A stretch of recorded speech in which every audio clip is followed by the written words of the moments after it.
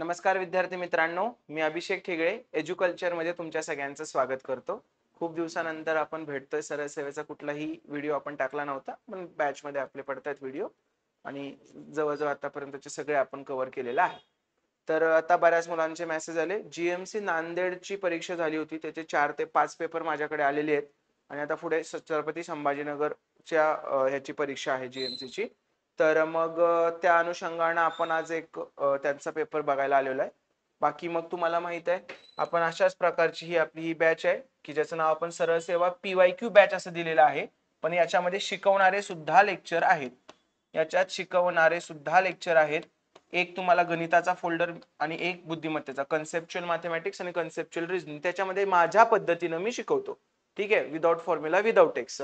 आणि मग नंतर वेगवेगळ्या परीक्षांचे, आता हे पोस्टर खूप जुनं झालेलं आहे पण ह्याच्यात परीक्षा वाढलेल्या आहेत. कोशागारची परीक्षा आहे, समाज कल्याणची आहे.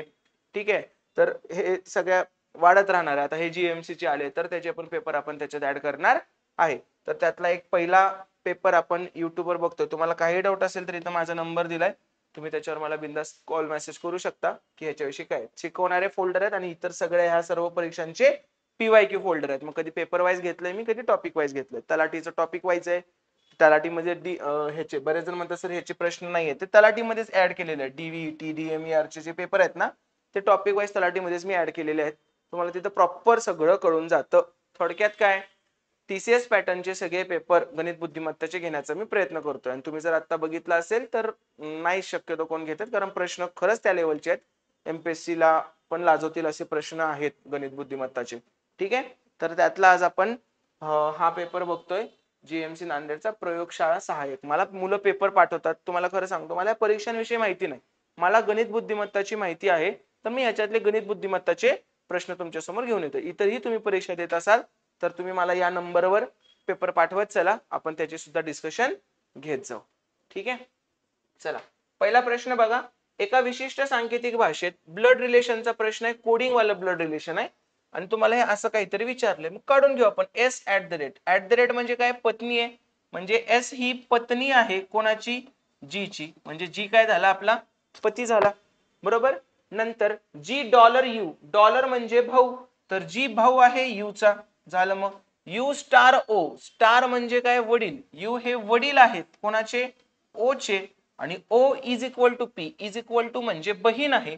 O ही बहीण आहे कोणाची, P ची. आपण काय करतो, स्क्वेअर म्हणजे पुरुष पकडतो आपण, सर्कल म्हणजे स्त्री पकडतो आणि अधिक चिन्ह असेल तर नवरा बायको पकडतो. अशा पद्धतीने आपले कन्व्हेन्शन आहेत.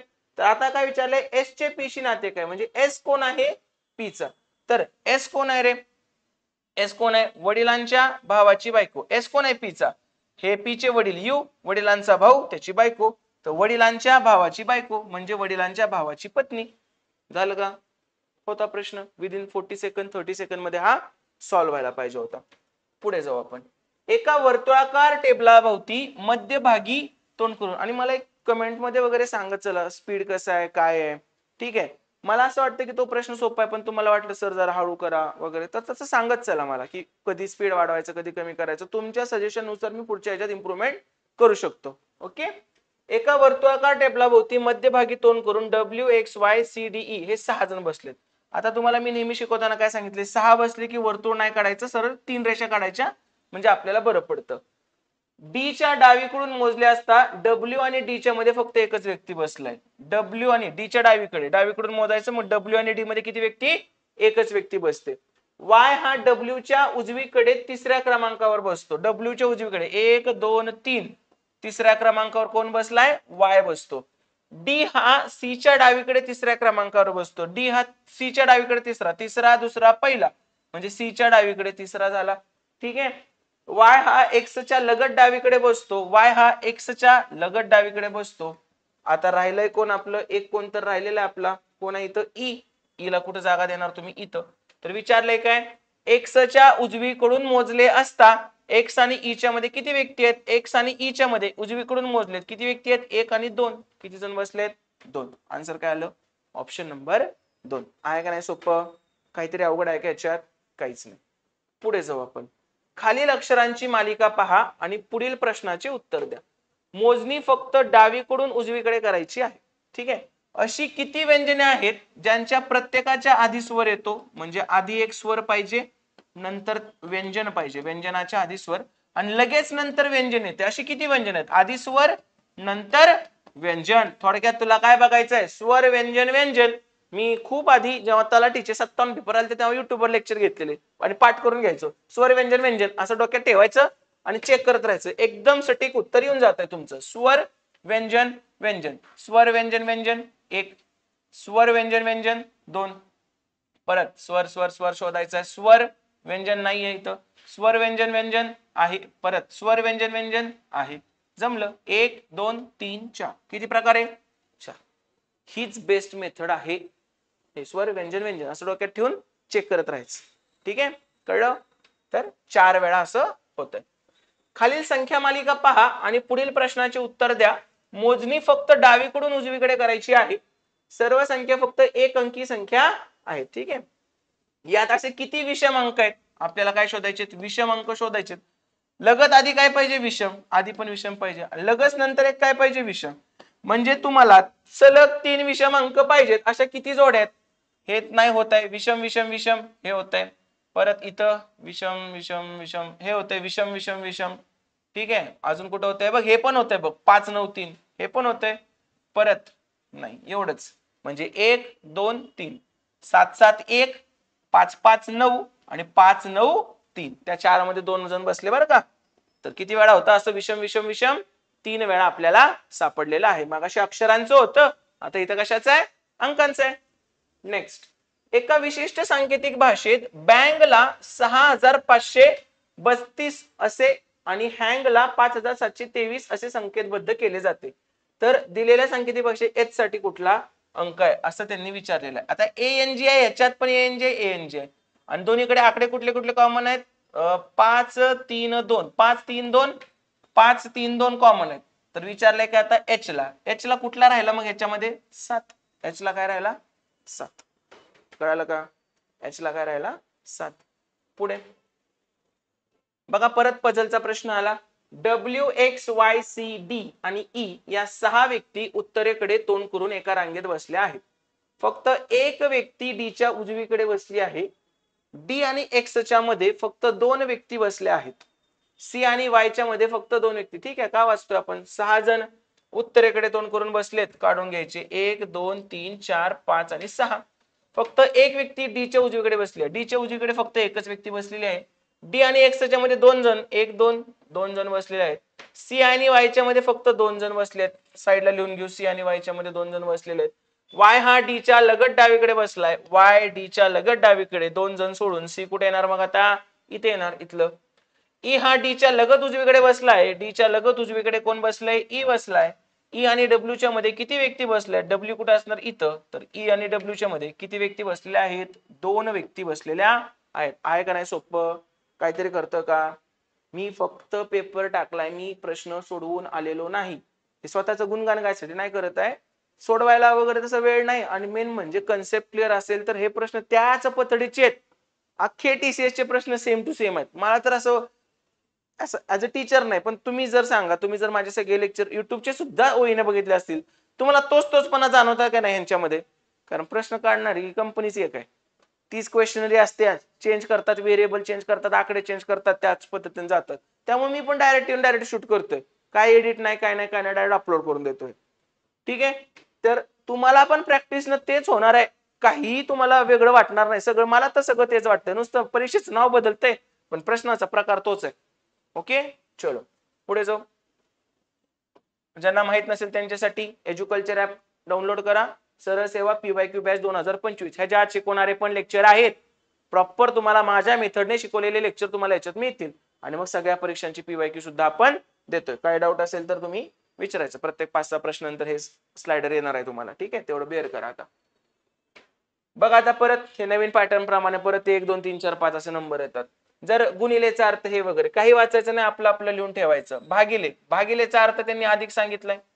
परत अधिकचा अर्थ गुणिले सांगितलाय आणि गुणिलेचा अर्थ त्यांनी वजा सांगितलाय आणि वजाचा अर्थ त्यांनी भागिले सांगितलाय. करा मग. पहिल्यांदा गुणाकार करतो आपण, वाटल्यास डबल लिहितो. 15 अधिक 2 गुणिले 8 वजा 8 भागिले 4. पहिल्यांदा हे करू 15 अधिक 8 दुनी 16 वजा 8 भागिले 4 2, 16तून 2 गेले 14, 15 आणि 14 किती असतंय 29. काय आलं आन्सर ऑप्शन नंबर 2. पटलं का? सगळ्यांना समजलं का व्यवस्थित? ओके. नेक्स्ट, खाली दिलेल्या दोन जोड्यांच्या रचनेप्रमाणेच रचना असणारी जोडी निवडा. आता आपलं ठरलेलं आहे, ह्याला आपल्याला आपली आपली अल्फाबेटिकल सिरीज काढून घेऊ.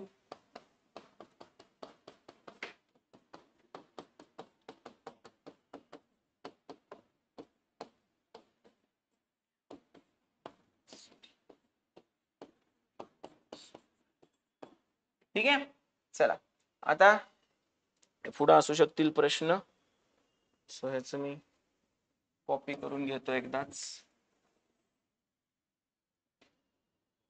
डन. बघू आता काय म्हटलंय. WON ला ZRM म्हटलंय. WON ला ZRM. W नंतर Z 2 सोडून, O नंतर R 2 सोडून, N नंतर M, N च्या लगेच आधीचं M घेतले. TIP ला WLO म्हटले. TIP ला WLO. T नंतर 2 सोडून, I नंतर 2 सोडून आणि P च्या आधीचं O. सेम तेच पाहिजे. घेऊ डायरेक्ट ऑप्शन. आता हे लहान मुलाचं काम आहे. P नंतर 2 सोडून S आहे का? आहे. परत P नंतर 2 सोडून S आहे का? आहे. आणि V च्या आधीचं एक घेतलंय का? U घेतलंय. Option number 2. इथं 2 सोडून आणि आधीचं एक. संपला विषय. कळलं? हे लॉजिक त्यांनी लावलेलं होतं. बघा अजून एक अक्षर समूह, तोच पॅटर्न आहे. ठीक आहे, की असे 2-3 प्रश्न देणार. याच्या आधीच कुठलं घेतलेलं आपण? कोशागार मधला पॅटर्न आहे हा. ठीक आहे, चला गटात न बसणारी ZC ला DG केलंय. ZC ला त्यांनी D आणि G केले. Z ला D म्हणजे 3 सोडून घेतलंय. C ला G 3 सोडून घेतलंय. PS ला TW, P ला T 3 सोडून, S ला W 3 सोडून घेतलंय. R ला T केले. R ला T 3 सोडून नाहीये, एकच सोडून आहे, म्हणजे गटात बसत नाही. कळलं का? समजलं सगळ्यांना व्यवस्थित? चलो पुढे. इंग्रजी वर्णक्रमानुसार FHKG हे LNQM शी एका विशिष्ट प्रकारे संबंधित आहे. त्याचप्रमाणे JLOK हे PRUQ शी संबंधित आहे. त्याच तर्कानुसार NPSO कुठल्याशी असेल. ठीक आहे, त्यांनी जे सांगितले ते लिहून घ्यायला लागेल. पहिल्यांदा आपलं काढून घेतलं इथं.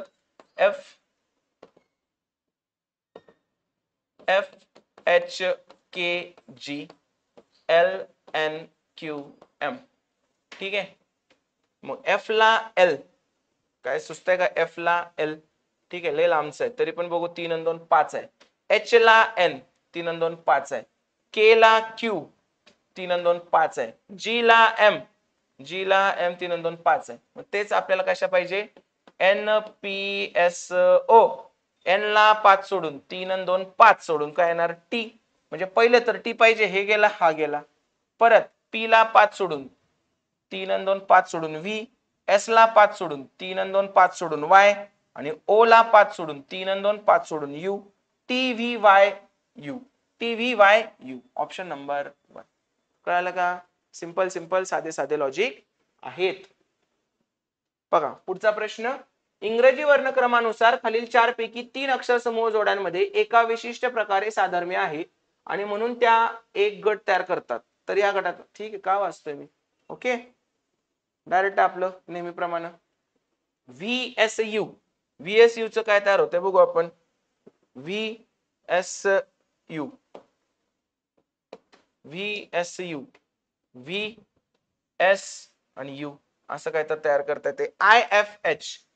IFH सेम झालं बघा.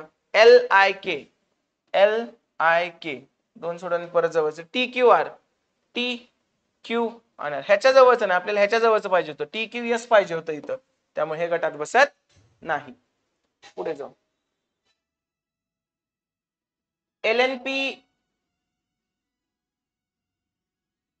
MOQ वगैरे. ठीक आहे, परत आपण आपली अल्फाबेटिकल सिरीज टाकू याच्यात.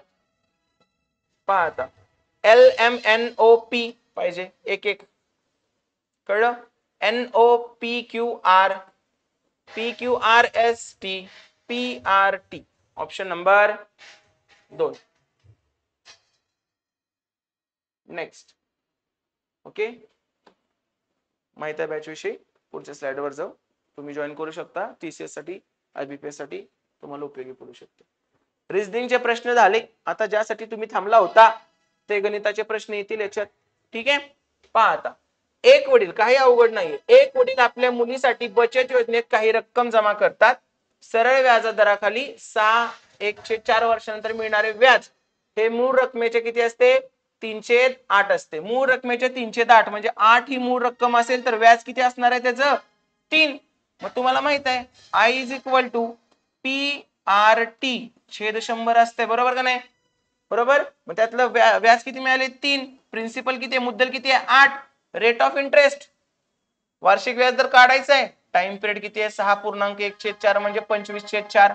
साइन चौक 24 आणि 1 25/4. कळलं? समजलं? आता पहा मग काय होतंय, याचं उत्तर काढायचं आपल्याला. आरचं आन्सर 25/1 25 25 100 4 1 4 4 2 8. मग किती येणार याचं उत्तर? 2 1 2 2 2 4 आणि 3 2 6. आर बरोबर किती आलं माझं? 6. आर बरोबर किती आलं? 6%. जमलं का? पटलं का सगळ्यांना व्यवस्थित? आर बरोबर आलं 6%. चलो नेक्स्ट. एक वित्त प्रतिनिधी वार्षिक चक्रवाढ व्याज दराने 4% पर एनम कर्ज घेतो आणि 6माही चक्रवाढ व्याज दराने 6% पर एनम कर्ज देतो. जर त्याने एका वार्षिक वर्षात 125.40 कमावले असतील तर त्याने किती रकमेचे कर्ज घेतले होते, असा तुम्हाला प्रश्न विचारलेला आहे.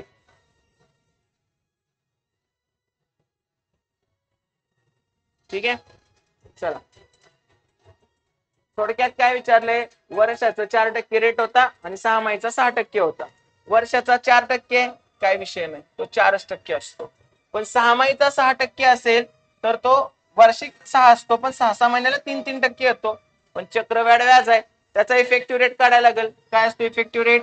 3 अधिक 3 अधिक 3 गुणिले 3 छेद 100 म्हणजे 3 आणि 3 6 आणि हे 3 त्रिक 9 छेद 100 म्हणजे 0.9. हा इफेक्टिव्ह रेट A प्लस बी आपलं झाले ते. मग एक हा झाला 4% आणि हा काय झाला 6.09%. म्हणजे कितीचा फरक आहे रे दोन्हीमध्ये?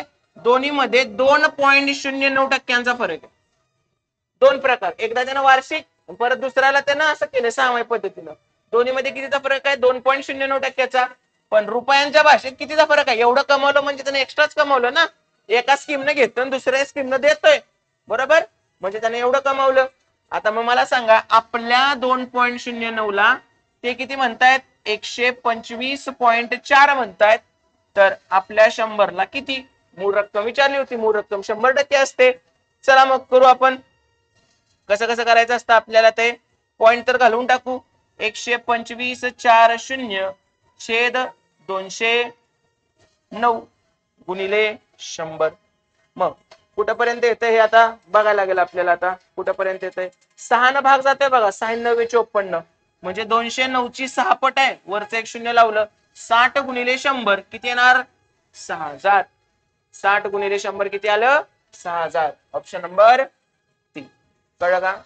ठीक आहे, थोडा आवाज येतो, मी खिडकी बंद करतो.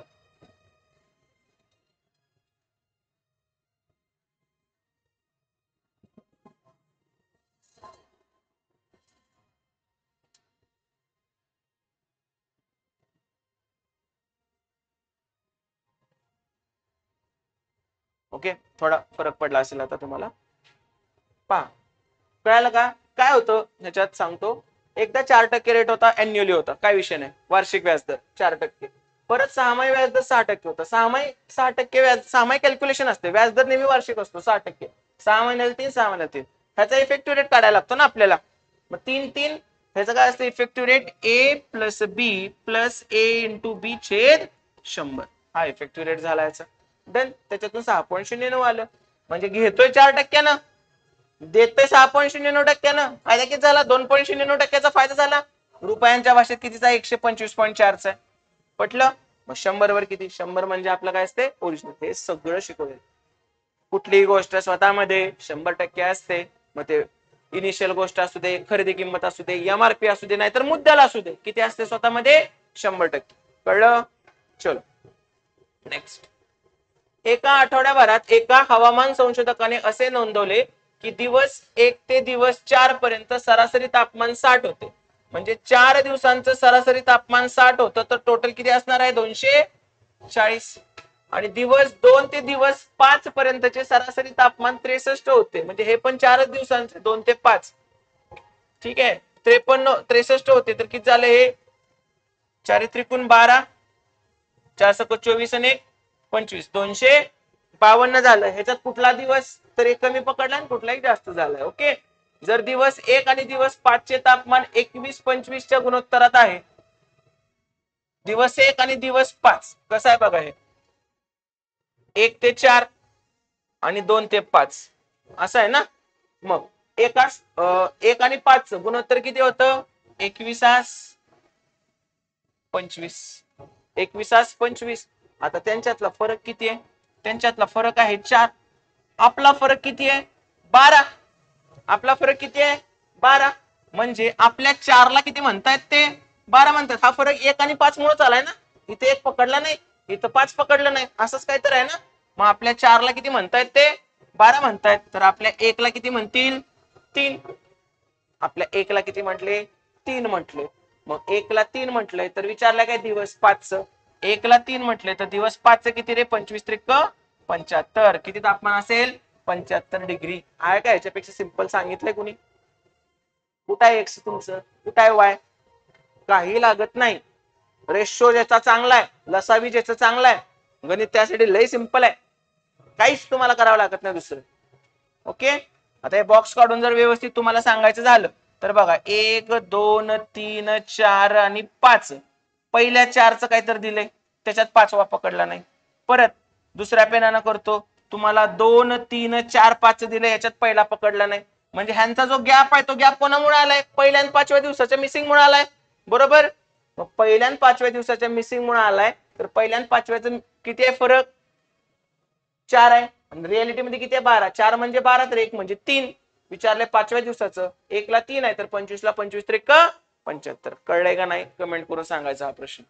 ठीक आहे, कमेंट मध्ये सांगायचं सर हा प्रश्न कळलाय किंवा नाही कळला. म्हणजे पुढच्या शिफ्टचं मी व्यवस्थित अजून काहीतरी वेगळं सांगून घेईन. पण माझ्या मते हे कळायला पाहिजे, जर तुम्ही आतापर्यंतच युट्यूब सगळं बघितलं असेल तर.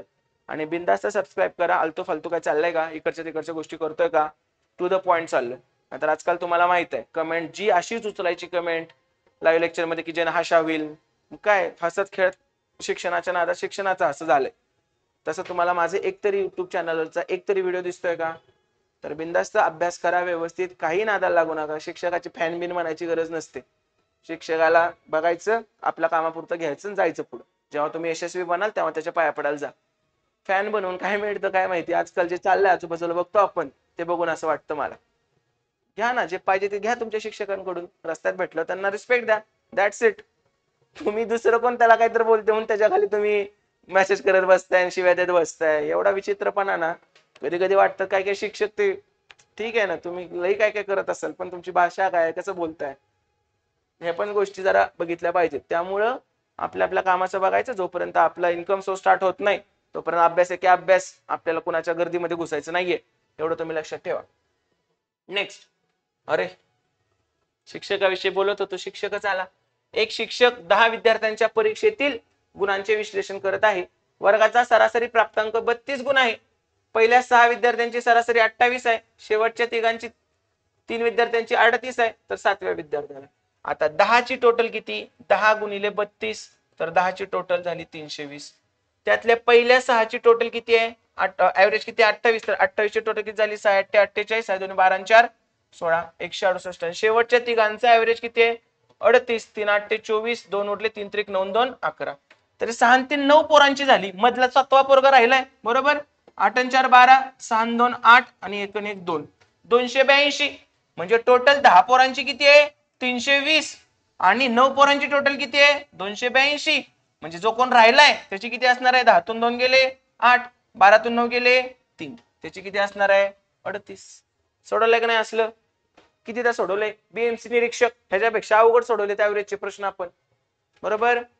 ठीक आहे, चला नेक्स्ट, एका पाण्याच्या टाकीत त्याच्या क्षमतेच्या 4/5 पाणी भरले, नंतर 6 बादली पाणी काढून टाकण्यात आले आणि नंतर 4 बादली पाणी वाढवण्यात आले. 6 काढले आणि 4 टाकले, फरक काय पडला? 2. 6 पाणी काढून टाकले आणि 4 टाकले तर 2च काढलं ना थोडक्यात. ठीक आहे, 4/5 होतं. 6 बादली पाणी काढून टाकण्यात आले आणि नंतर 4 बादली वाढवण्यात आले. थोडक्यात ओव्हरऑल 2 बादली काढलं. या बदलानंतर टाकी 3/5 भाग भरली होती. 3/4 भाग भरली होती. तर टाकी पूर्ण भरण्यासाठी पाण्याच्या एकूण बादल्यांची संख्या किती असेल? थोडक्यात ह्या मधल्याचा काही विषय नाही, आपण त्याचा रिझल्टंट काढला. 6 काढलं आणि 4 वतलं म्हणजे 2 काढलं. पहिल्यांदा 4/5 होतं, आता किती आहे? 3/4.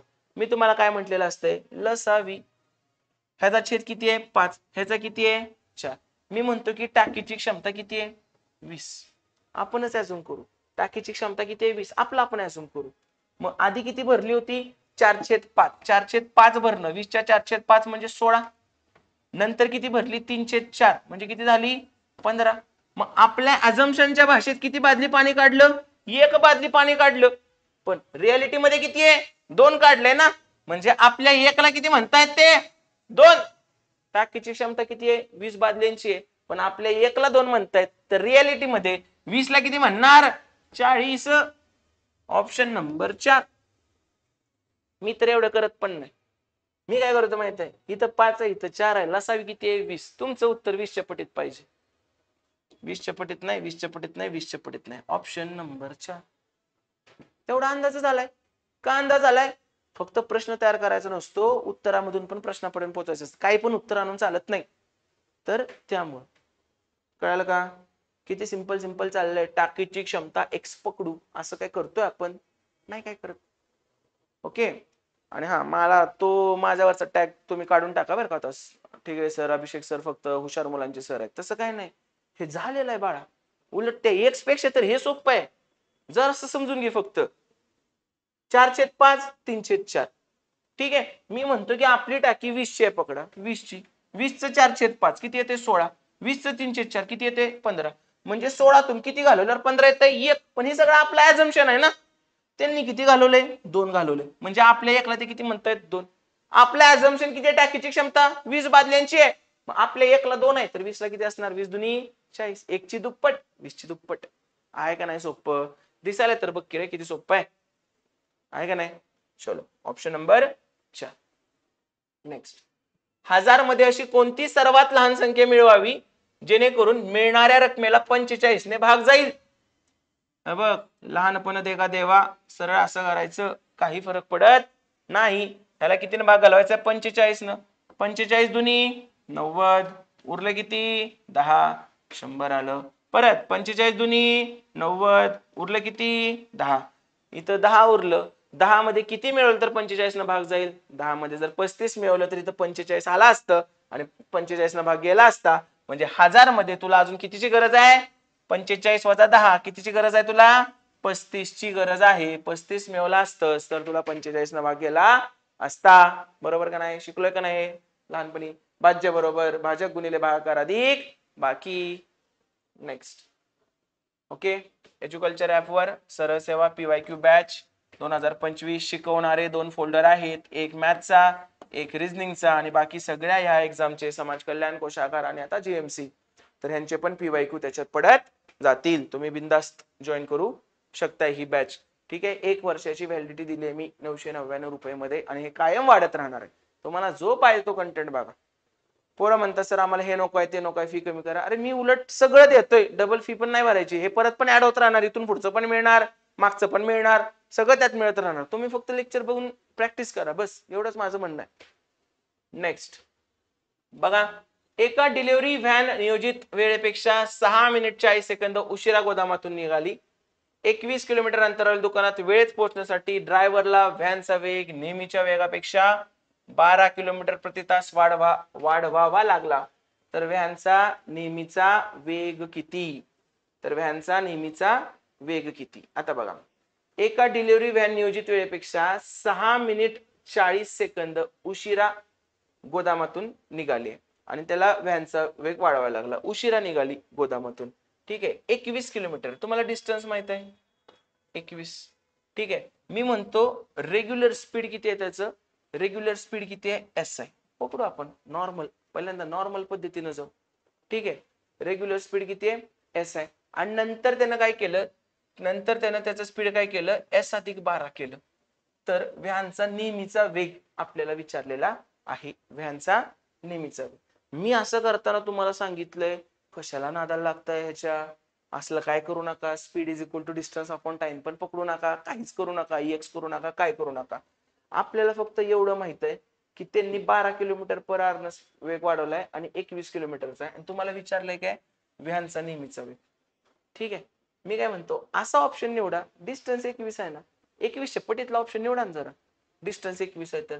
मग हे 48, 45, 40 किती विचित्र ऑप्शन आहेत. तुम्हाला एक कुठला ऑप्शन दिसतोय 42, आता इथे ग्रीन केलंय म्हणून नाही म्हणत, आपण हे करून दाखवायचं, हे नेहमीच सांगितलेलं आहे मी, आज सांगतोय का नाही. आपल्याला पाहिजे त्या गोष्टी घ्यायला पाहिजेत, इक्वेशन बनवून पेजभर जातं.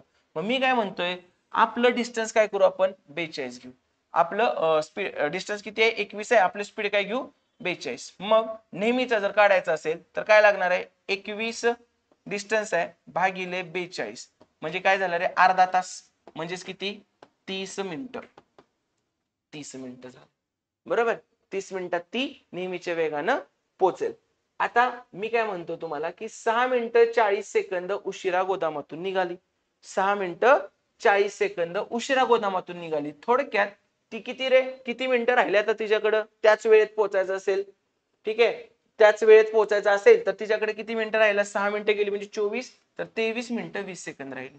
किती राहिली 23 मिनिटं 20 सेकंद, 23 मिनिटं 20 सेकंद राहिली. तर आता स्पीड किती येते बघू, डिस्टन्स किती आहे तेवढंच आहे, डिस्टन्स किती आहे 21, पण आता टाइम घेऊ आपण 23 मिनिटं 20 सेकंदाचं काय करायचं 20/60 बरोबर. आणि ह्याचं जे उत्तर येईल ते याच्यापेक्षा काय पाहिजे, त्या पहिल्या आपल्या स्पीड पेक्षा काय पाहिजे 12 ने जास्त पाहिजे. करूया आपण, ह्याचं उत्तर काय येते 20/21 20×3 = 60, तर 21/23 आणि 1 70/3 बरोबर. मग परत उत्तर काय आलं 21/21 गुणिले 3/70 बरोबर.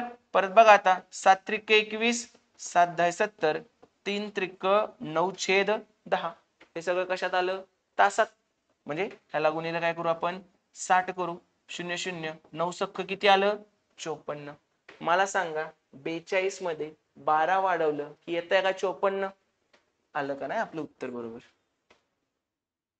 ठीक आहे, पुन्हा एकदा लक्ष द्या, पुन्हा एकदा लक्ष द्या, पुन्हा एकदा लक्ष द्या, सगळं व्यवस्थित सांगतो.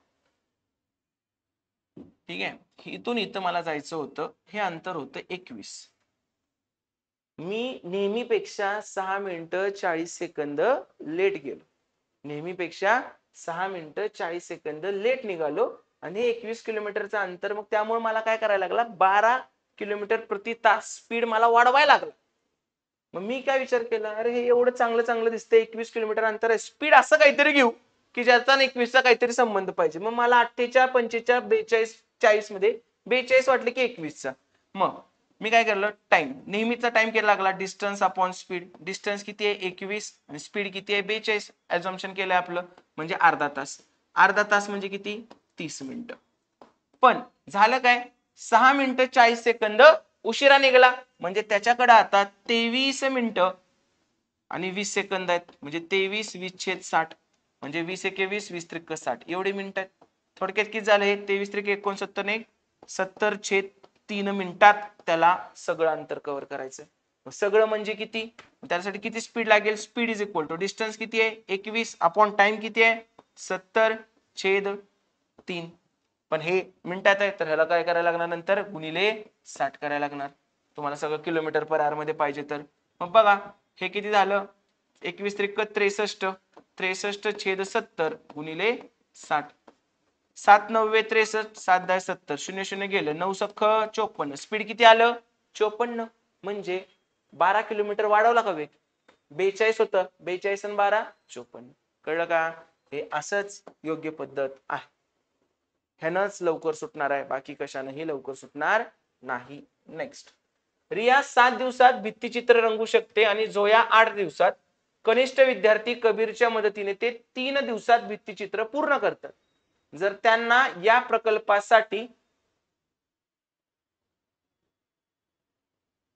1400 रुपये मिळत असतील तर रिया, झोया आणि कबीर यांच्या कामाच्या आधारे त्यांच्याकडे कसे रिटर्न. ठीक आहे, रिया 7 दिवसात, रिया 7 दिवसात, झोया 8 दिवसात आणि कबीरच्या मदतीने म्हणजे रिया, झोया आणि कबीर तिघांच्या मदतीने 3 दिवसात. आणि इथं कबीर टाकू की ज्याचं माहित नाही एकट्याचं काय काम आहे. तर आपलं ठरलं ह्यांचा लसावी 7 8 56 आणि हे काय येणार आहे लसावी 56 गुणिले 3च लसावी असणार आहे, याचा दुसरं काय असू शकत नाही. 56 गुणिले 3 लसावी झाला. मग इफिशियन्सी काढू, 56 भागिले 7 केलं तर हे 24 येत आहे, 56 गुणिले 3 भागिले 8 केलं तर हे 21 येत आहे आणि इकडचं काय येणार 56 गुणिले 3 हे केलं तर हे किती येते 56 येत आहे. मग बघा 4 आणि 1 5, 3 2 आणि 2 4 बरोबर 45. 45 मध्ये किती ऍड केलं तर 56 मिळते मला 11. म्हणजे कबीरची इफिशियन्सी किती आहे 11 आहे. तर विचारलंय काय तर त्यांच्या कामाच्या आधारे म्हणजे त्यांचं कामाच्या आधारे 24 21 11 इफिशियन्सीचा रेशो मिळाला आपल्याला.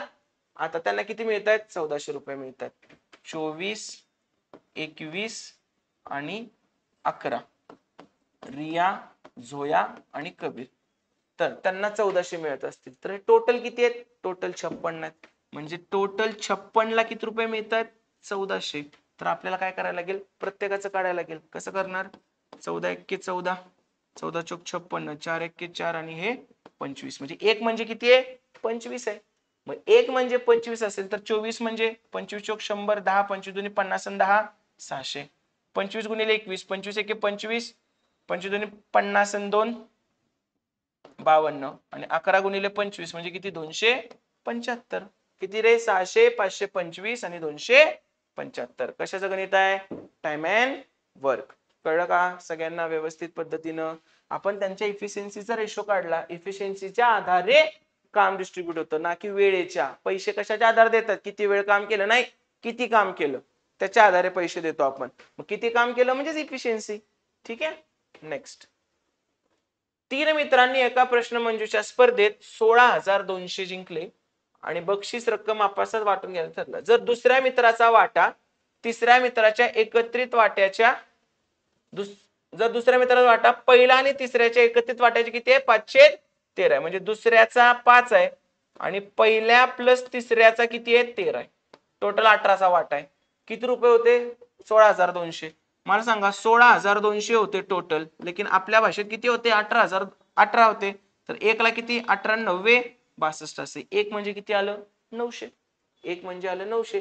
तर दुसऱ्या मित्राला किती रक्कम मिळाली एक म्हणजे 900 तर 5 म्हणजे 9 5 45 किती झालं रे 4,500. ऑप्शन नंबर 4 आहे का नाही सोपं. काहीतरी अवघड जातंय का तुम्हाला सांगा बरं. एकदम सिंपल एकदम सिंपल. ठीक आहे चलो लेट्स गो. अधिक प्रेक्षकांना आकर्षित करण्यासाठी एका चित्रपटगृहाने तिकिटाचे दर काय केले 15% कमी केले. परिणामी विकल्या जाणाऱ्या तिकिटांची संख्या 10% वाढली. तर महसुलावर काय आपलं ठरलंय प्राइस क्वांटिटी 15% कमी केली. आधी 100 होती आता किती केली 85. क्वांटिटी काय झाली प्रेक्षक कितीने वाढले 10%. आधी 100 होते आता किती झाले 110. एक्स वाय करू नका. आता बघा कसं कसं करतो शून्याला शून्य गेले. बघा मग पहिल्यांदा रेव्हेन्यू किती जनरेट झाला महसूल इन्कम किती झाला 100 गुणिले 10 1000 आणि आता किती झाला 11 5 55 11 8 88 5 93. जमलं.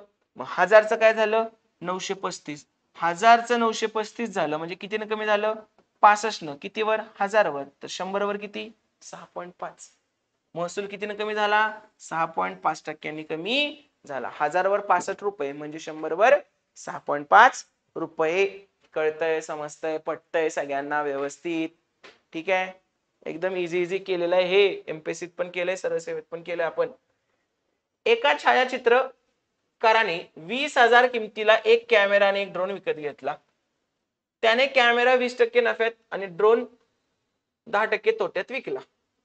जर त्याचा एकूण नफा 2% असेल तर कॅमेऱ्याची मूळ किंमत किती होती. कॅमेऱ्याची मूळ किंमत हे बघा एकदम सिंपल सांगतो. एलिगेशन नावाची गोष्ट शिकवली आपण. मी इथं लिहितो कॅमेरा आणि मी इथं लिहितो ड्रोन. ठीक आहे कॅमेरा कितीने विकलाय? 20% नफ्याने, म्हणजे 120%ला विकलाय. आणि ड्रोन काय केलाय? 10% तोट्याने विकलाय. 10% तोटा म्हणजे किती? 90%ला विकला. पण ओव्हरऑल दोन्हीच मिळून त्याला काय झालाय रे? 2% काय झालाय? नफा. ते मध्ये लिहायचं. 2% नफा म्हणजे किती? 102. आणि सिंपल वजाबाकी. 120 मधून 102 गेले 18, आणि 90 आणि 102 ची वजाबाकी किती झाली? ही 12. म्हणजे रेशो काय आला? 6×2=12 आणि 6×3=18. म्हणजे कॅमेरा आणि ड्रोन कितीच्या रेशो मध्ये आहेत? 2:3च्या रेशो मध्ये आहेत. त्यांनी काय विचारले? कॅमेराची मूळ किंमत. टोटल किती आहे? 3 आणि 2 5. पण ह्या 5 लाच त्यांनी काय म्हटलंय? 20,000 म्हटलंय. 5 ला काय म्हटलंय? 20,000. तर 1 ला काय म्हणणार? 4,000. आणि विचारलंय कशाचं? विचारलंय कशाचं? कॅमेराची मूळ किंमत. कॅमेराची मूळ किंमत किती आहे रे? 2. 1 म्हणजे 4,000 आहे, तर 2 म्हणजे किती असणार आहे? 8,000. याच्यापेक्षा सोपं कोण सांगतंय का? सांग मला तू आता. किती व्यवस्थित ॲलिगेशन काय म्हणतो आपण याला? Allegation method. मोठे मोठे एक्झाम्पल छोट्यात करायची ह्याची गोष्ट आहे. एक स्वस्त असते, एक महाग असते आणि एक मधला असते. कॅमेरा 20% नफा, 120%. ड्रोन 10% तोटा, 90%. आणि ओव्हरऑल 2% फायदा, 102%. तिरक्या वजाबाक्या कर. कॅमेरा आणि ड्रोन 2:3 प्रमाणात आहे. त्यांची किंमत 20,000 आहे. आपलं 5 आहे. आपल्या 5 ला 20,000, तर 1 ला 4,000. कॅमेरा 2च्या पटीत पाहिजे. 1 म्हणजे 4,000, तर 2 म्हणजे 8,000. ऑप्शन नंबर 1 आहे का नाही सोपं? बोल. समजलं सगळ्यांना व्यवस्थित? ओके. तर अशा पद्धतीनं करायचं आहे.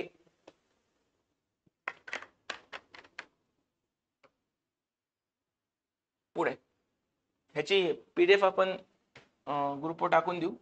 अभिषेक सीसॅट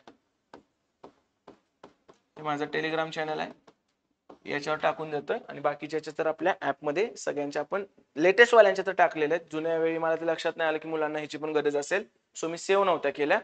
पण कोशागार समाज कल्याण पासून आपण सगळ्याच्या देतोय. एक दुकानदार वस्तूची छापील किंमत त्याच्या खरेदी किमतीच्या 25%नी जास्त ठेवतो. म्हणजे जर खरेदी किंमत 100 असेल तर छापील किंमत काय ठेवतो? तो 125. आणि नंतर त्यावर 12% सूट देतो. आणि नंतर त्यावर 12% सूट देतो. जर दुकानदाराला विक्रीतून 78 रुपये मिळत असतील तर वस्तूची मूळ खरेदी किंमत किती? थोडक्यात तुम्हाला सिंपल पद्धतीने सांगतो. आपण 100 ची गोष्ट 125%ला लावतोय आणि त्याच्यावर 12% सूट देतोय, म्हणजे ती 88%ला विकतोय. याचं जे काय उत्तर येईल ते काढू आपण. 25 5 100, 25 25 6 25 100 आणि 22, म्हणजे 22 पंचे 10 गुणिले 100 ची गोष्ट 110 ला विकली, म्हणजे 10% मी काय मिळवला? नफा मिळवला. पण रुपयांच्या भाषेत किती? रुपयांच्या भाषेत मला किती मिळतोय? 78. म्हणजे 10%ला मी काय म्हणतोय? 78 म्हणतोय. तर मूळ खरेदी किंमत किती असते? 100%. तर 10% म्हणजे 78 आहे, तर 100% म्हणजे किती? 780 आहे का नाही? Easy easy. 100 125% एमआरपी लावली, 12% सूट म्हणजे 88%ला विकलं. ह्याचं उत्तर आलं 110. 100 ची गोष्ट 110 ला विकली म्हणजे 10% नफा. पण हा नफा रुपयांच्या भाषेत 78 आहे. 10%ला 78, खरेदी किंमत 100%. 10%ला 78, इकडे 1 शून्य वाढवलं 100%, तर इकडे बी 1 शून्य वाढव. 780. समजलंय सगळ्यांना व्यवस्थित? ओके. पुढे जाऊ. रवी, कुणाल आणि इक्बाल मध्ये 15,525 चा निधी वाटला जातो. त्यांच्या हिश्श्यामधून 22, 35, 48 वजा केल्यानंतर उर्वरित रक्कम 7, 10, 13 या गुणोत्तरात राहते. मला सांगा 15,525 मधून हे वजा करायचे आधी 22, 35 आणि 48. आता 48 आणि 22 70, 70 आणि 35 105. ह्याच्यातून 105 आधी वजा करून मग वाटू. बरोबर? मग टोटल मधून 105 वजा केले, 2 4 15 420. कशामध्ये वाटायचंय? 7 10 13 मध्ये वाटायचं आहे. तर 13 आणि 10 23, 23 आणि 7 30. म्हणजे आपलं टोटल किती आहे? आपलं टोटल आहे 30. पण ह्या 30 ला ते किती म्हणतायत? 15,420. शून्याला शून्य गेले, 3 1 3, 3 5 15, 3 1 3, 3 4 12. एक म्हणजे किती? 514. तर आता त्याऐवजी जर त्यांच्या हिश्श्यांमध्ये 16, 77, 37 जोडले असते, आधी आपल्याला ह्यांची रक्कम काढायला लागेल. 1 म्हणजे 514 आहे, तर 7 म्हणजे 7 चोक 28. 7 चोक 28. बरोबर. मग नंतर 2 7 एके 7 2 9 7 5 35 3598 3598 त्याच्यात किती रुपये वाढवायचे आपल्याला 16 रुपये वाढव म्हणतोय ते 8 आणि 6 14 आजचाला 1 9 2 11 आजचाला 1 आणि 36 पहिल्याची रक्कम काय 3614 अरे काय चुकलं 3614 आणि आधीचे 22 रुपये पण वाढवावे लागतील ना त्यांना आधीचे 22 रुपये त्याचे 4 आणि 2 6 2 आणि 1 3 आणि 36 तर पहिल्याची रक्कम काय ना 36 36 तसे किती ऑप्शन आहेत एकच ऑप्शन आहे तसं 36 36 काय केलं एवढे पैसे कट करून त्यांचा रेशो आहे तर तेवढे पैसे कट करून रेशो काढला तर पहिल्याची रक्कम 3598 झाली त्याच्यात 16 पण ऍड कर म्हणले सुरुवातीचे 22 पण ऍड करू आपण तर टोटल किती मिळालं नवीन रक्कम 3636 एकाचं काढलं बस झालं आपण दुसऱ्याचं काढायचं असेल तर काय करणार एक म्हणजे 514 आहे तर 10 म्हणजे 5140 त्याच्यात सुरुवातीचे त्याचे 35 टाक आणि नंतर त्यांनी 77 पण ऍड करायला लागलेत ते पण टाक 7 आणि 5 12 आजचा 1 7 आणि 1 8 आणि 3 11 आणि 4 15 आजचा 1 2 आणि 5 5 2 5 2 आला का 5 2 5 2 तुला सेम तिसऱ्याचं काढायचंय 13 म्हणजे काढ त्याच्यात पहिल्यांदा 48 पण ऍड कर आणि नंतर 37 पण ऍड कर नुसतं एकच स्थान जरी करत बसलो तरी होऊन जाईल तुझं व्यवस्थित पुढे ओके तर अशा पद्धतीनं हा जीएमसी नांदेडचा एक पेपर बघितला आता मला कुठला पेपर कशाचा माहित नाही माझ्याकडे 5 वेगवेगळे पेपर एकाच विद्यार्थ्याने पाठवलेले आहेत सो कदाचित ते 5 वेगवेगळेच पेपर असतील तर आपण त्या 5 पेपरचं डिस्कशन आपण बघणार आहे ऍप मध्ये तर मी टाकेनच आणि युट्यूबवर पण त्यातले 1-2 लेक्चर आपण टाकतो तर हे त्यातलं पहिलं लेक्चर होतं तुम्हाला जर माझा कंटेंट आवडत असेल लेक्चर आवडत असेल तर डेफिनेटली बॅच जॉईन करा तुम्हाला गणित बुद्धिमत्ता किती सोपं आहे हे मी समजावून देऊ शकतो की बाबा खूप सोपं आहे फक्त ते सोप्या पद्धतीने शिकलं पाहिजे आणि त्या पद्धतीने आपण प्रॅक्टिस केली पाहिजे ठीक आहे thank you so much all the very best